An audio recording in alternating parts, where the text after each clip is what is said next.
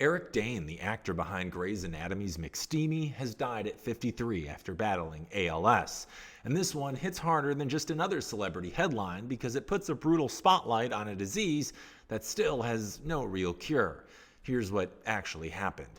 Dane passed away on February 19th, about 10 months after publicly revealing he had been diagnosed with ALS, also known as Lou Gehrig's disease, a degenerative condition that progressively shuts down muscle control while the mind stays intact.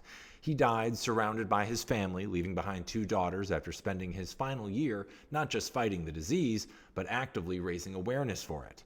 Welcome to Why It's Trending Daily. I'm Hank. This is where I break down the stories that everyone is suddenly Googling, and I explain to you why they matter. Now, here's what people might have missed on this one. ALS is one of those diseases everyone knows, but almost nobody understands until it gets personal.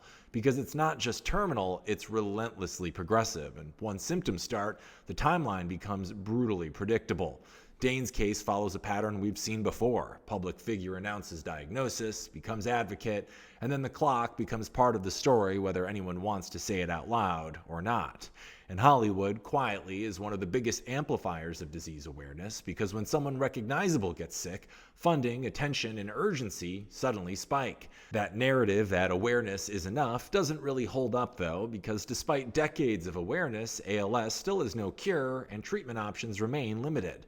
So this wasn't just a tragic loss, it's a reminder that awareness without breakthroughs doesn't actually change outcomes. And here's why this matters. Diseases don't move faster because people are sad about them. They move faster when money, research, and incentives align.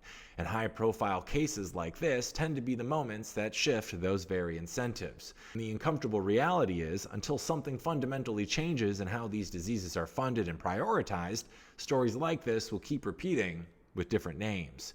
This isn't finished, it's just the same cycle playing out all over again.